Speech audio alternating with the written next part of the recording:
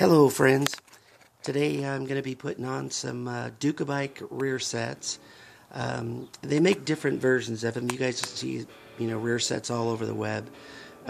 Most of the, they're targeting track days, that kind of thing. You can get good position with them. They're more flexible than these that I got and putting them on this bike, but I went with these because they offer some type of adjustment, and I like the way they look on here.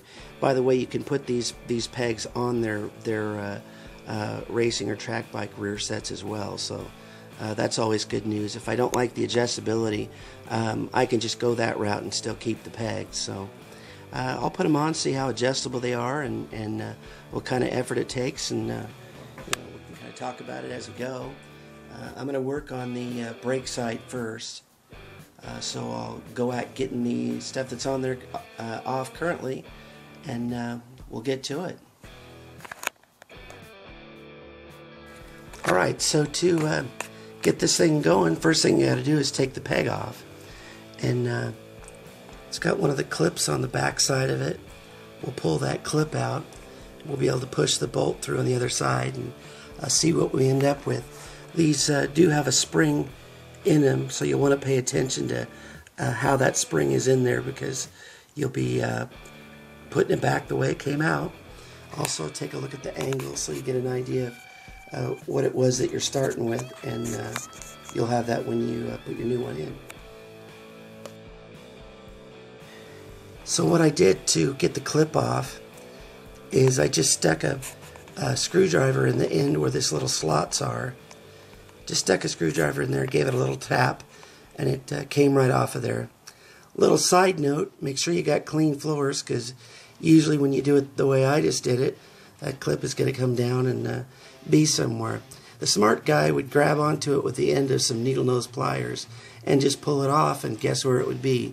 Right in the pliers. So give you that little heads up. So this time I used my own advice, and I took the clip and I started it on one end, just tapping it a little bit on the side to get it started. Then I took my needle nose pliers and stuck them right on the end, and then just hit the butt end of my pliers out with my other hand, and it just came right out. And it was sitting right in my pliers like you want. You have a couple of different ways that you can mount these. If you want to raise the peg height, you need that option in there.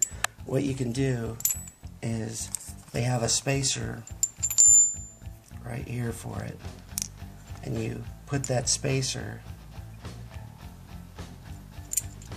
into the back part of the peg. Doing this with one hand.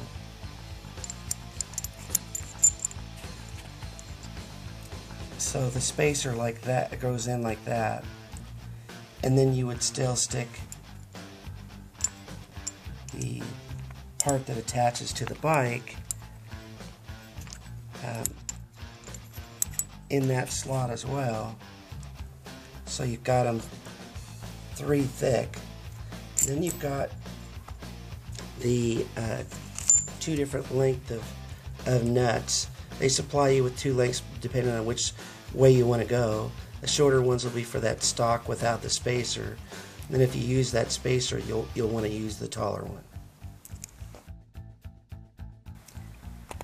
I'm opting to not use the spacer. The normal height is good for me.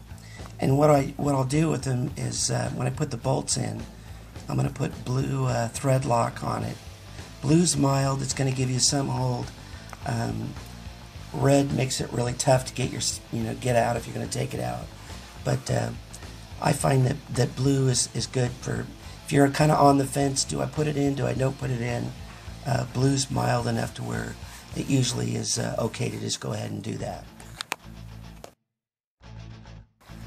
Okay, on the shifter side, you have to take the bolt off the shifter just because you don't have enough room to get the pin out of there. So that Allen screw is going to be right here. That's a 6mm. The top guy here is a 5mm. And when you put them back, you're going to use red Loctite on the shifter, and then I used blue Loctite on the pegs. And it's all back and where it needs to be. There we go.